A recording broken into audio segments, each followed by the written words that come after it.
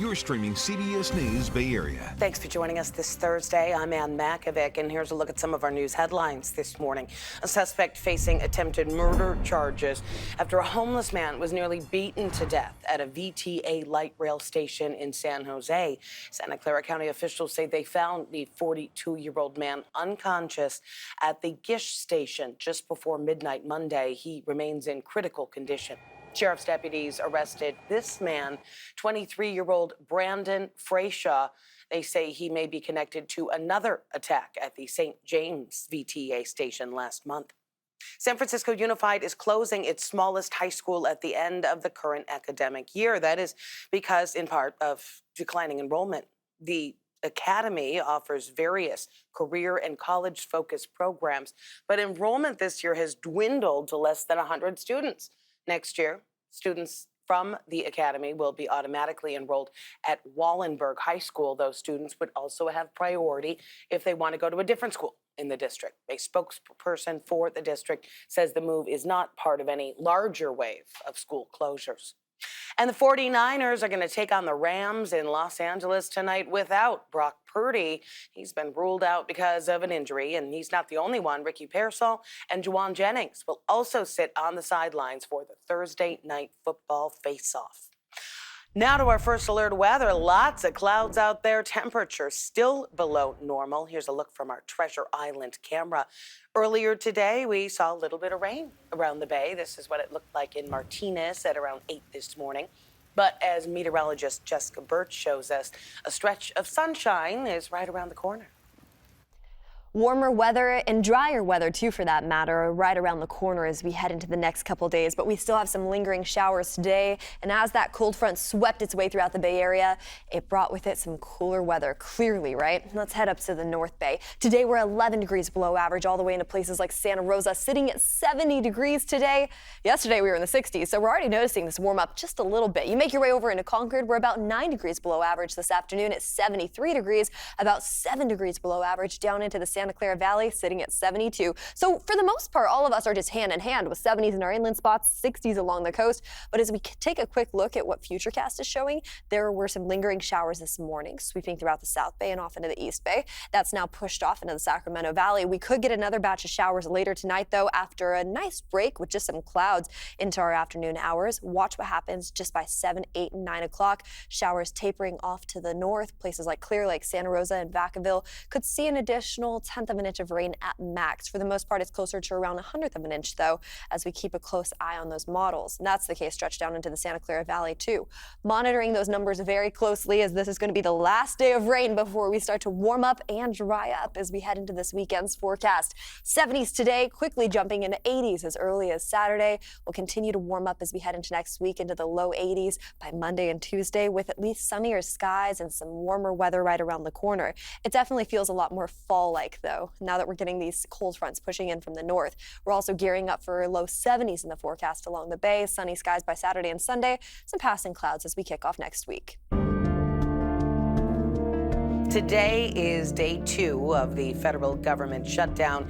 Right now, no end in sight. The White House says it could result in thousands of layoffs. No negotiations are taking place right now. The Trump administration has already targeted billions of dollars in funding for infrastructure projects in New York and threatened climate-related funding in more than a dozen blue states. No votes are scheduled for today because of Yom Kippur, but votes are expected in the Senate tomorrow. So here's the question. Why can't lawmakers get a bill passed?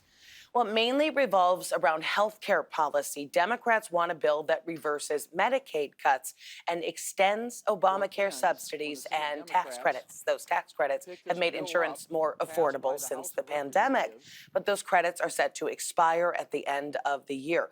Republicans want a so-called continuing resolution that would reopen the government for 7 weeks while negotiations continue, each side pointing the finger at the other.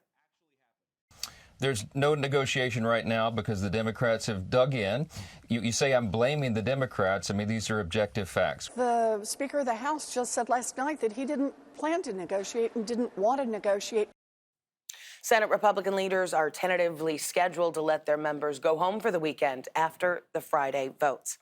The shutdown has caused some confusion here in the Bay Area, especially for visitors. Some national park sites and federal facilities are now closed indefinitely. Others might be open, but with limited services. According to an official with the National Parks Conservancy, Alcatraz is open today for tours. It was closed yesterday for scheduled construction.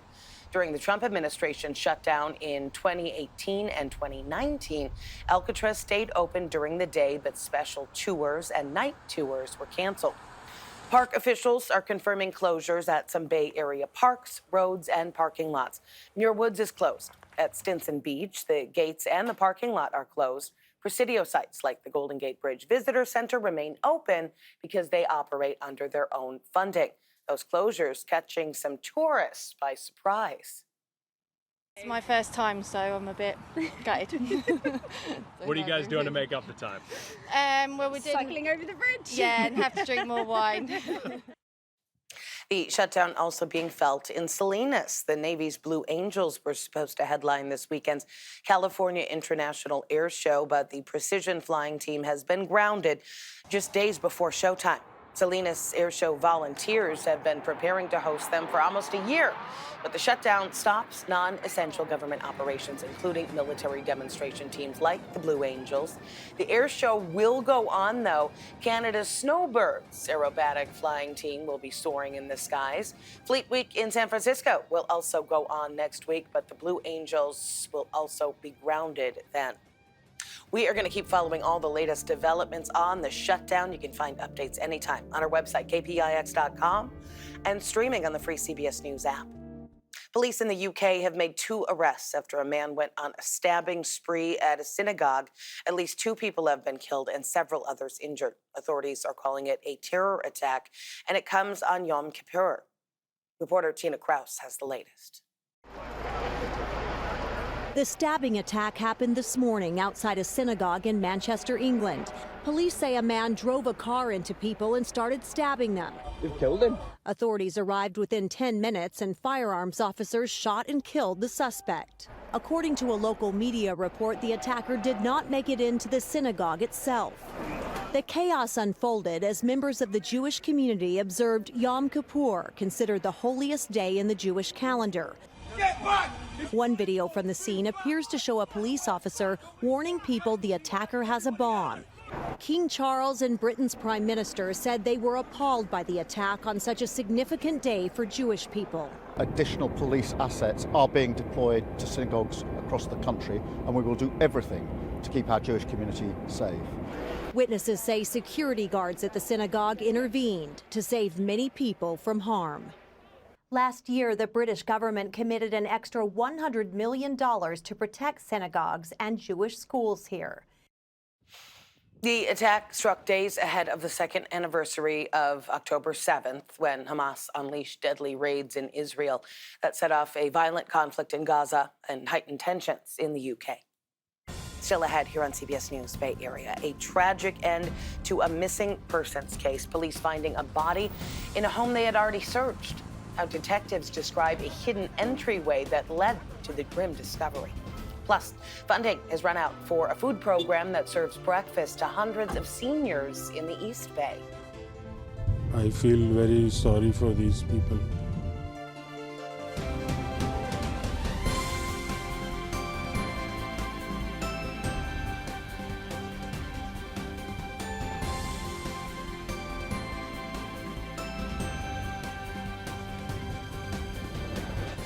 It's another cool and cloudy day for us here in the Bay Area, with some lingering showers tapering off as they push off into the east throughout this afternoon. The best places we could see that, mostly to the east and the South Bay. Now, we're going to start warming up once those showers roll out. We're warming up into this weekend, back into the 80s, and we're holding on tight to 80s as we head into early next week, too, throughout our inland spots. You make your way over into the Bay, though, a little bit cooler, but yes, we're also noticing that warm up as well.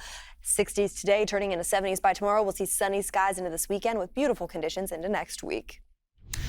A tragic end to a missing persons case in Vallejo. A woman's body found in a home that police had previously searched. 28-year-old Renea Lewis was reported missing on Sunday. Vallejo police first checked a home that very same day, and they found nothing. But when police searched the home a second time 2 days later, it was a hidden door that led to a gruesome discovery. Police say they've arrested a suspect and that he's admitted to the homicide. Amanda Harry went to the home where neighbors are laying flowers in her memory. Here on 14th Street in Vallejo, we have a missing person sign for Lewis, just feet away from what now has become a growing memorial. There are flowers and candles that people have been dropping off all day. I mean, it's the proper thing to do, especially if you're from Vallejo.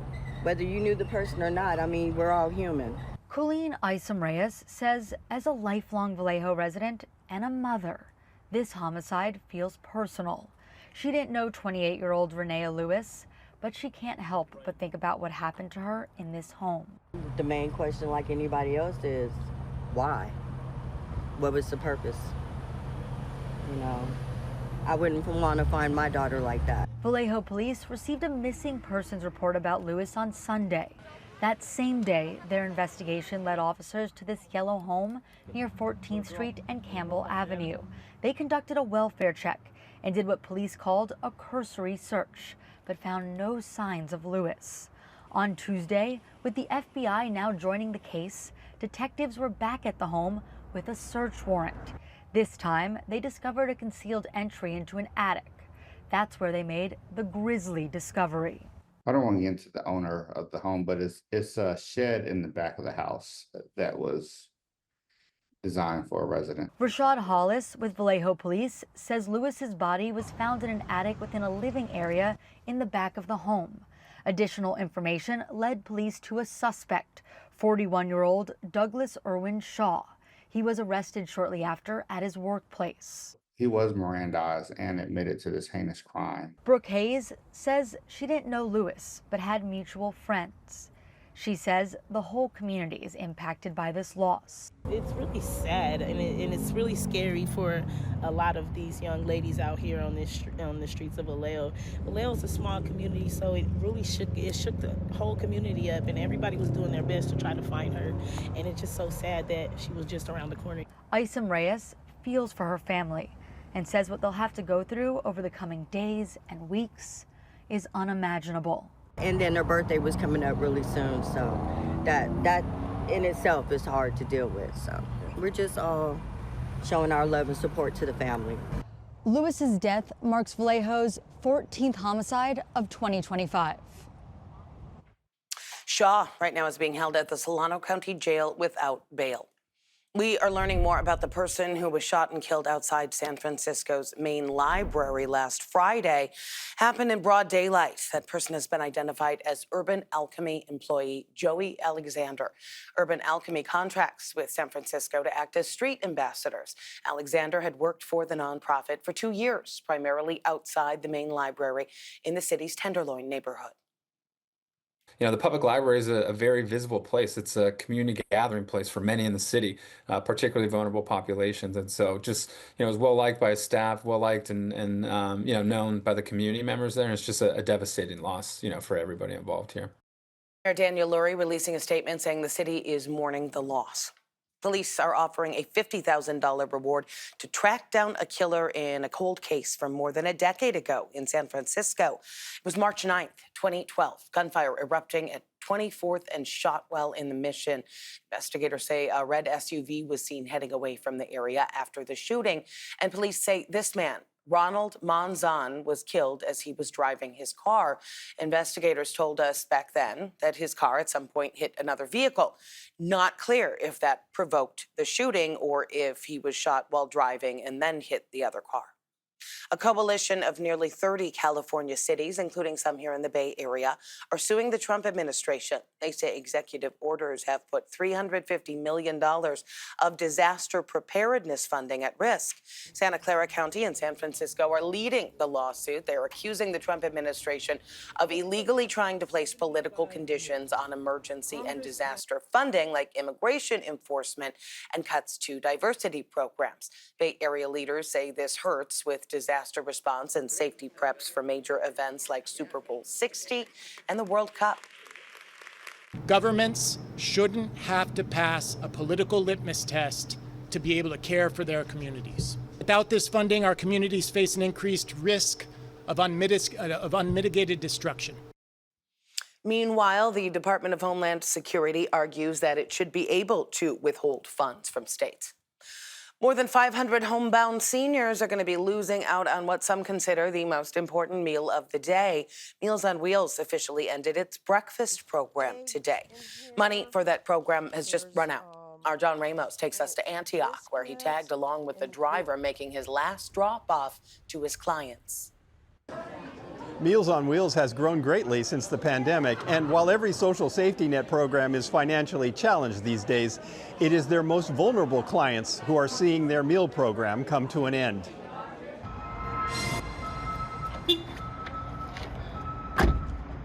For 11 years, Vijay Bahel has been driving food to homebound Antioch seniors, and he absolutely loves doing it.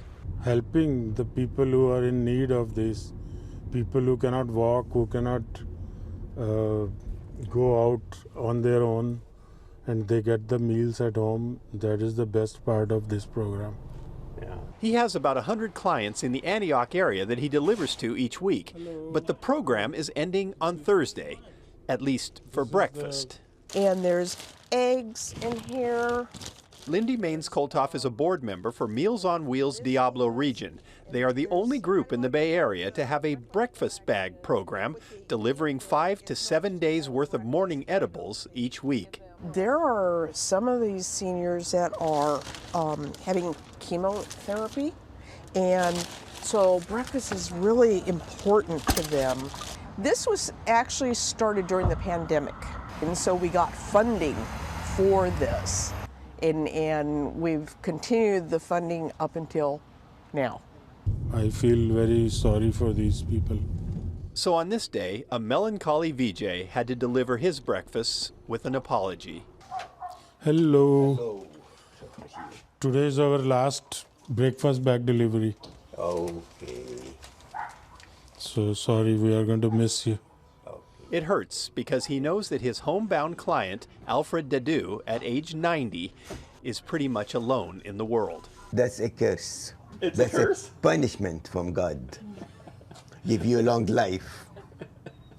Because long life, you cannot walk, you cannot do this, you need help from everybody. But there was a time he had no trouble walking. In fact, he was a world-class gymnast, competing for his home country of Egypt. You were in the Olympics? Yes, 2 times in the 50s. Oh my God. Do you remember those days Yes. really well? Very well. I have pictures and I have the magazines. Later, Alfred became a professional bodybuilder, meeting a young up-and-comer named Arnold Schwarzenegger, and then went on to serve in Vietnam. He has an amazing life story, but since his wife died and he can't leave the house, there is no one left to tell it to.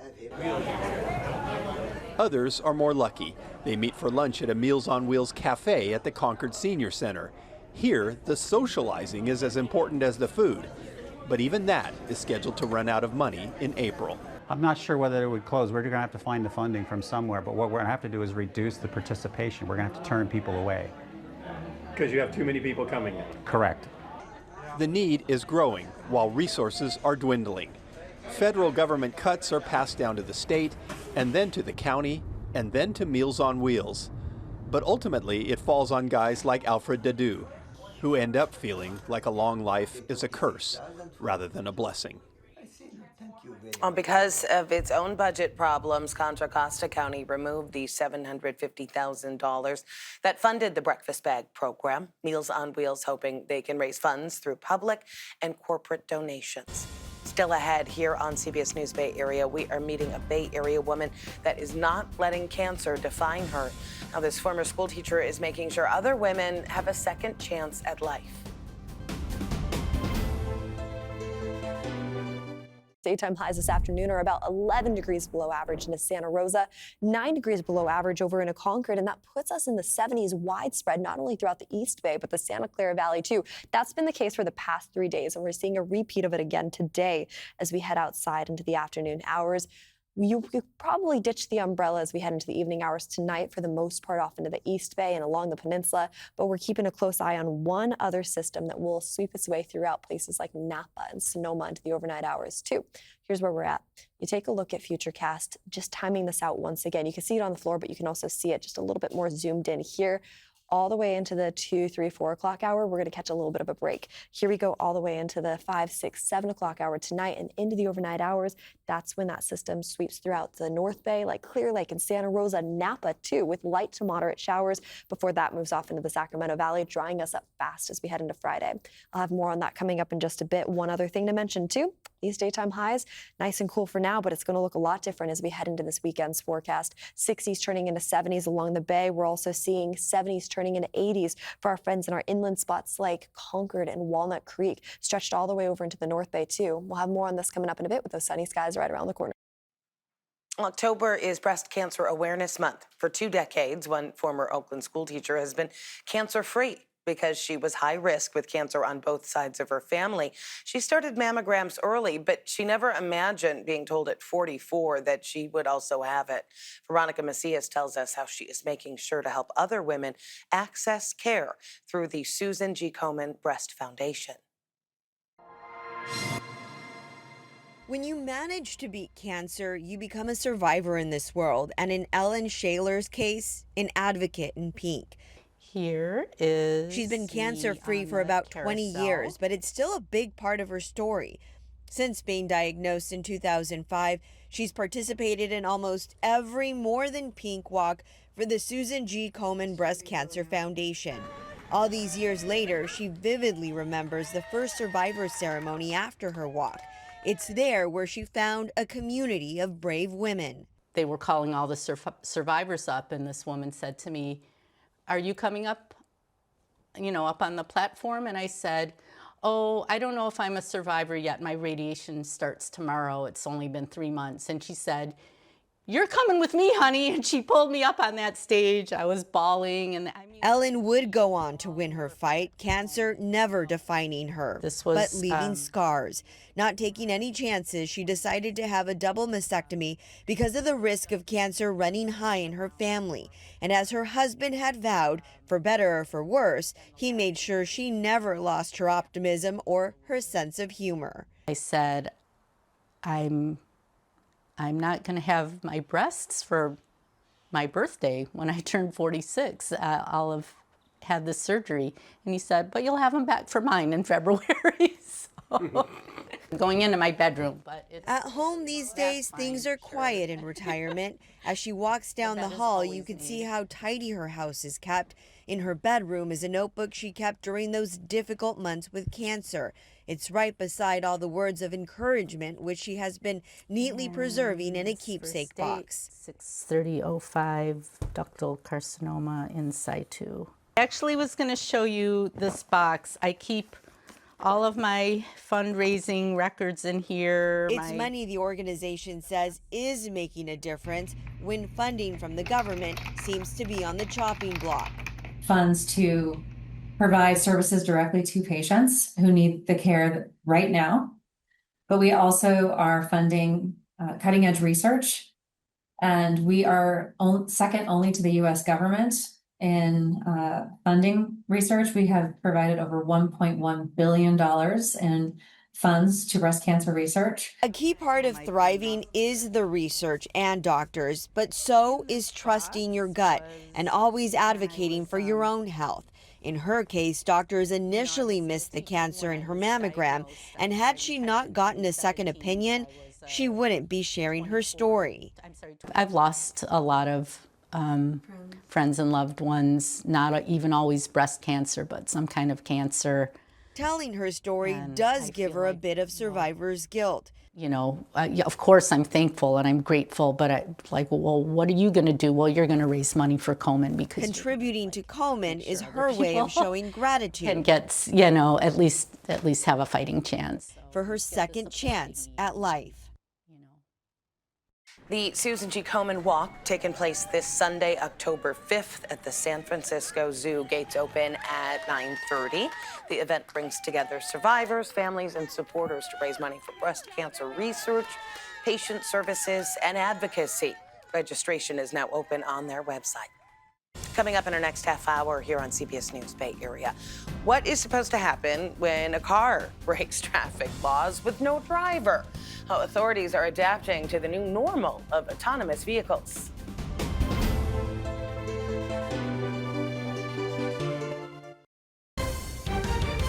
You're streaming CBS News Bay Area. Thanks for staying with us. I'm Ann Makovic, and here's another look at our news headlines. At least 2 people have been killed, several others injured after a man went on a stabbing spree at a synagogue in the UK. The suspected attacker was shot by officers and later died. Authorities calling this a terror attack, and it comes on Yom Kippur. Police in the UK have made 2 arrests related to that attack. A man facing attempted murder charges after a homeless man was nearly beaten to death at a VTA light rail station in San Jose. The 42-year-old man was found unconscious at the GIS station just before midnight on Monday. He is still in critical condition. Sheriff's deputies arrested 23-year-old Brendan Frayshaw. They say he might be connected to another attack at the St. James VTA station last month. And a high school is shutting down in San Francisco. The district just announced that the academy is going to close at the end of the current academic year. That is due in part to declining enrollment. Fewer than 100 students go there. Next year, students from the academy will be automatically enrolled at Wallenberg High School. A spokesperson for the district says the move is not part of any larger wave of school closures. All right, let's get another check on our first alert forecast now. A little bit of rain coming down at the Walnut Creek BART station this morning. Here is meteorologist Jessica Birch with a look ahead. Warmer weather and drier weather, too, for that matter, are right around the corner as we head into the next couple days. But we still have some lingering showers today. And as that cold front swept its way throughout the Bay Area, it brought with it some cooler weather, clearly, right? Let's head up to the North Bay. Today, we're 11 degrees below average, all the way into places like Santa Rosa, sitting at 70 degrees today. Yesterday, we were in the 60s, so we're already noticing this warm up just a little bit. You make your way over into Concord, we're about 9 degrees below average this afternoon at 73 degrees, about 7 degrees below average down into the Santa Clara Valley, sitting at 72. So for the most part, all of us are just hand in hand with 70s in our inland spots, 60s along the coast. But as we take a quick look at what Futurecast is showing, there were some lingering showers this morning, sweeping throughout the South Bay and off into the East Bay. That's now pushed off into the Sacramento Valley. We could get another batch of showers later tonight, though, after a nice break with just some clouds into our afternoon hours. Watch what happens just by 7, 8, and 9 o'clock. Showers tapering off to the north. Places like Clear Lake, Santa Rosa, and Vacaville could see an additional 1/10 of an inch of rain at max. For the most part, it's closer to around 1/100 of an inch, though, as we keep a close eye on those models. And that's the case stretched down into the Santa Clara Valley, too. Monitoring those numbers very closely, as this is going to be the last day of rain before we start to warm up and dry up as we head into this weekend's forecast. 70s today, quickly jumping into 80s as early as Saturday. We'll continue to warm up as we head into next week into the low 80s by Monday and Tuesday, with at least sunnier skies and some warmer weather right around the corner. It definitely feels a lot more fall-like, though, now that we're getting these cold fronts pushing in from the north. We're also gearing up for low 70s in the forecast along the bay, sunny skies by Saturday and Sunday, some passing clouds as we kick off next week. And when it comes to driverless cars breaking a traffic law, who gets the ticket? Police in San Bruno had to deal with that when they say a Waymo made an illegal U-turn. We are seeing more driverless cars on the roads these days, and reporter Chris Van Cleve found out there is still room for improvement. Waymo just drove around the school bus. Cell phone video catches an autonomous Waymo passing a school bus stopped with its red lights flashing in the Atlanta area Monday, a move that could land a human driver there a $1,000 ticket. It's the latest in a series of Waymo incidents that have gone viral. Over the weekend, San Bruno, California police pulled over one after it made an illegal U-turn. Right now, California police would typically cite a driver, not a vehicle. And they don't necessarily have a mechanism to cite a car that has no driver. But the state is changing the law. Next year, these driverless cars will be able to get tickets just like people. Waymo, owned by Google's parent Alphabet, offers driverless rides in 5 cities with plans to expand. So we're getting on the freeway. Last year, we got an exclusive look as Waymo was testing on Arizona freeways. It's really about never making a mistake, driving defensively, and predicting things that can go wrong. Is that the bar, never making a mistake? So the bar is to make as few mistakes as possible. The company argues its own safety data shows 91% fewer serious injury crashes and 92% fewer crashes injuring a pedestrian compared to a human driver, but acknowledges the vehicles are still learning, saying we continuously refine our system's performance to navigate complex scenarios. Are the self-driving cars being held to a higher standard? I think they need to be held to a higher standard. Former NTSB Chair Robert Sumwalt. Before we have widespread use of self-driving vehicles, we've got to make sure that they are implemented properly. Waymo says it's looking into the Atlanta incident, and if its vehicle is ticketed, they will address it as any driver would. Police in San Bruno say after they pulled over the Waymo, they contacted the company and confirmed it was a glitch. No ticket was issued since there was no driver. Today, Spirit Airlines is cutting service to nearly a dozen U.S. cities, including 2 Bay Area airports. That means no more Spirit flights in San Jose or Oakland. That comes as the budget carrier goes through bankruptcy for the second time in a year.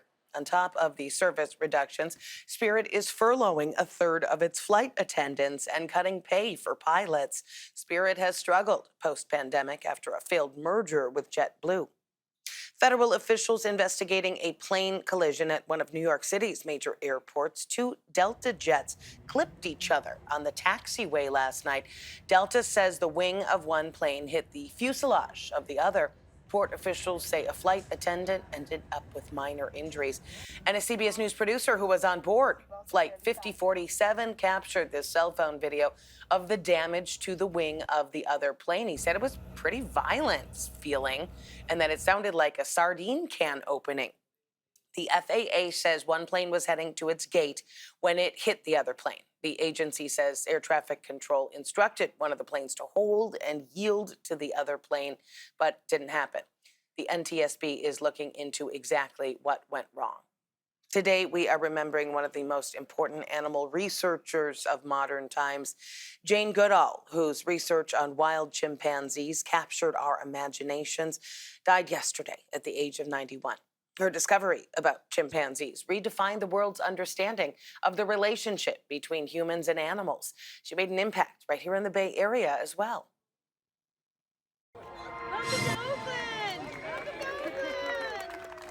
It was 2022 when pioneering conservationist and animal rights activist Jane Goodall visited the Oakland Zoo. Inspiration rubs off.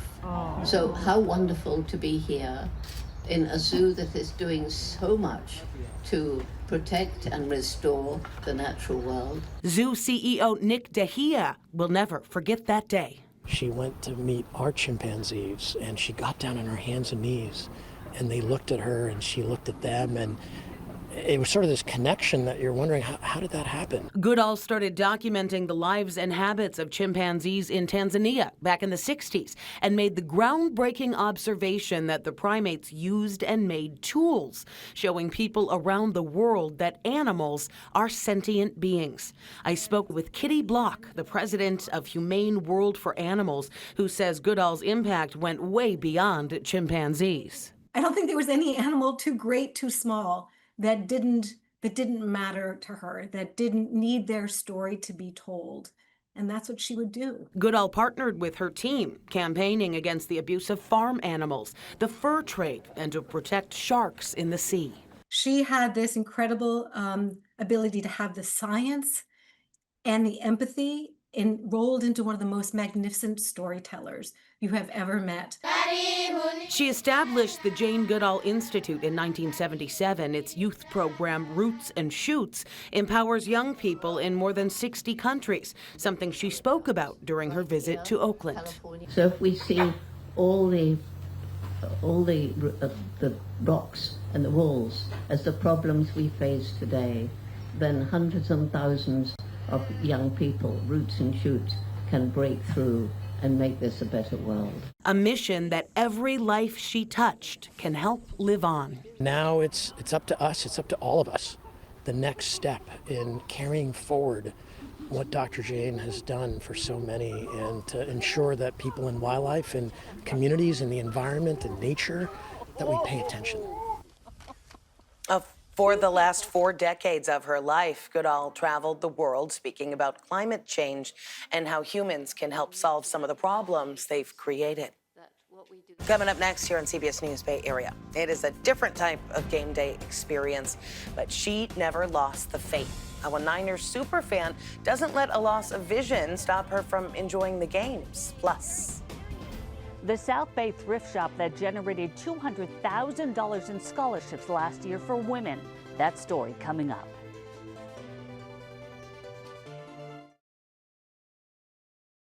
It's another cool and cloudy day for us here in the Bay Area with some lingering showers tapering off as they push off into the east throughout this afternoon. The best places we could see that mostly to the east and the South Bay. Now we're going to start warming up once those showers roll out. We're warming up into this weekend back into the 80s, and we're holding on tight to 80s as we head into early next week too throughout our inland spots. You make your way over into the Bay though, a little bit cooler, but yes, we're also noticing that warm up as well. 60s today, turning into 70s by tomorrow. We'll see sunny skies into this weekend with beautiful conditions into next week. A 49er-loving family is taking social media by storm, all through showing the world what they've been doing for decades, going to Niners games together.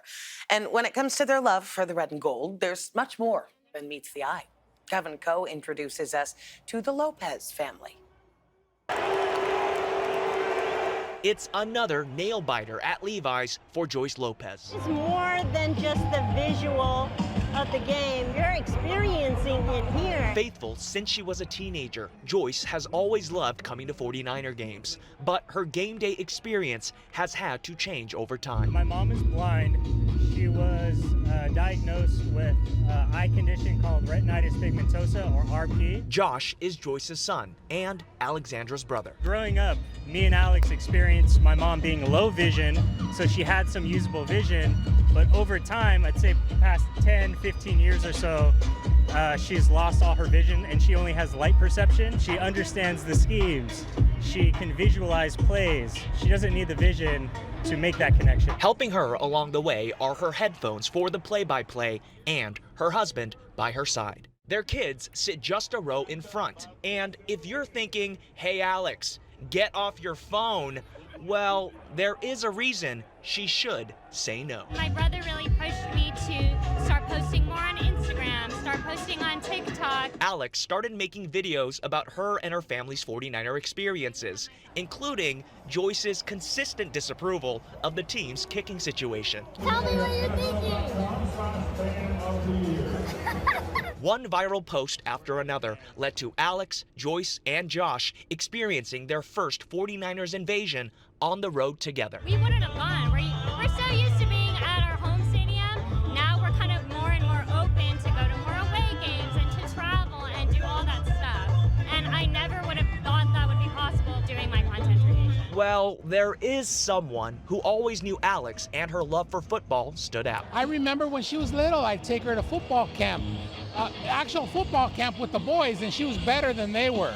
Believe it or not. Best believe the Lopezes will be rooting for their Niners through thick and thin, all fueled by a true love for the game. I hear the game, I smell the smells, we cheer loud, we get involved, and I think all of that has to do with being a fan. So the Lopez family 1-0 on the road this year, so technically they're undefeated, just in case the 49ers need any luck on the road going forward, which they probably do. For more coverage of the 49ers, join Matt and Vern Glenn tomorrow night, 7:30 for their Red and Gold report. You can watch it on KPIX and streaming on the free CBS News app. Coming up here on CBS News Bay Area, a unique thrift shop providing women with critical support. How the owner is helping them pursue their educational dreams. We make a difference for the world. It's just an extra added sense of reassurance that they believe in me.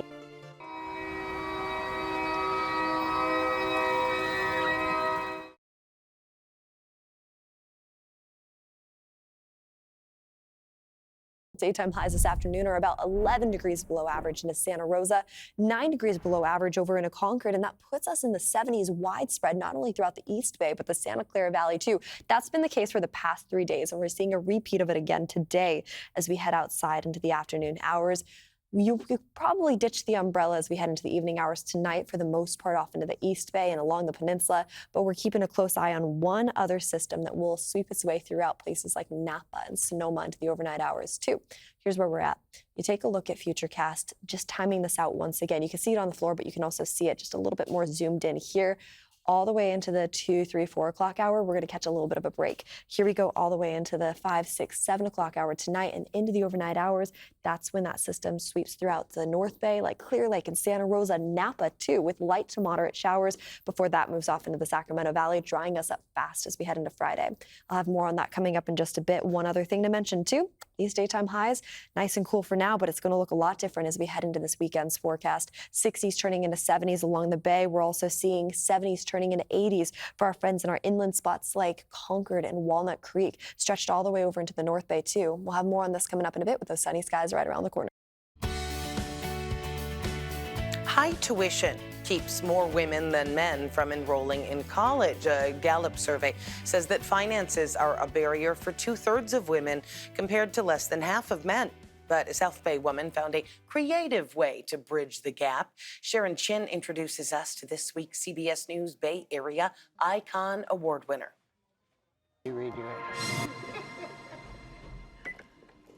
When you shop at the nearly new Thrift store in Sunnyvale, Lois Christopherson says you're doing something good. We make a difference for the world.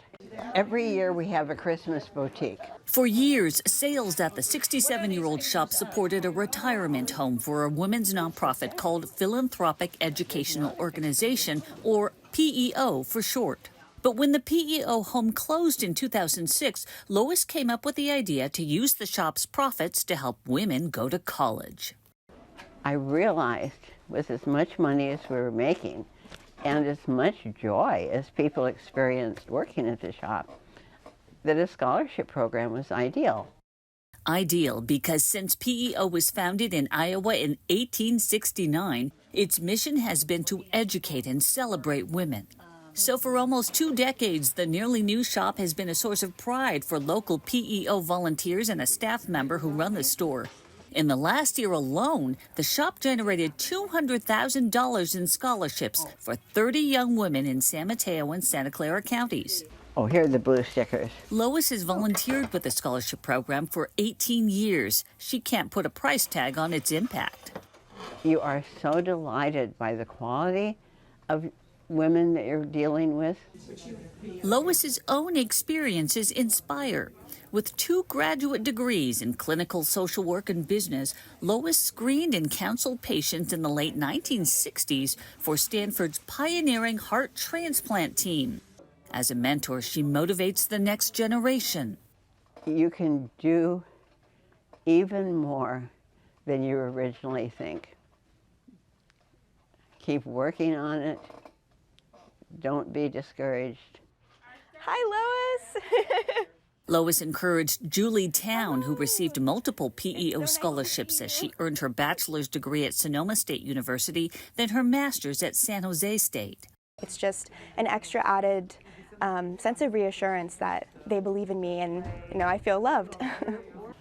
What a difference the nearly new shop scholarships make. Yes. Today, yes. Julie is an occupational therapist, grateful to PEO and Lois for fueling her dreams. Julie even became a 3rd-generation PEO member.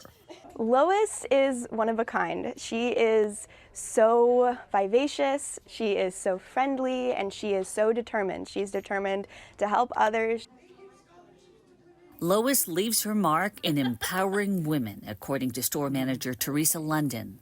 In a world where, women are told, just kind of sit back and kind of fade away, this whole purpose, and Lois is so inspiring to show women that they can have a purpose all through their life. And I let you carry your shoes. So for helping women pay for college through profits from the nearly new shop, this week's CBS News Bay Area Icon Award goes to Lois Christopherson. Now, PEO is an international nonprofit based in Iowa, but operating in all 50 states. The application window for a variety of scholarships is open until January, and Nearly New does accept donations of new or almost new items. You can nominate a community hero for a CBS News Bay Area Icon Award on our website, kpix.com/icon. Thanks for streaming CBS News Bay Area. I'm Ann Makovic. We're going to be right back with your first alert forecast and another look at your top stories.